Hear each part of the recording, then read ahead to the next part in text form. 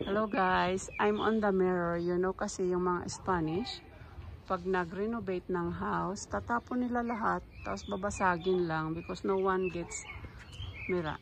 Nasa mirror ako dahil tinapon nila yung cabinet. Ang ganda pa ng wood. Ito ang aming sistema ng ng recycle garbage. This is for bottles. Tapos ito yung sa yellow, I don't know. Plastic. And orange. Look what they have turned out. Maganda pa tinapon na. Siguro nagpalit sila ng cabinet sa salas. This is cabinet for salas. Yun.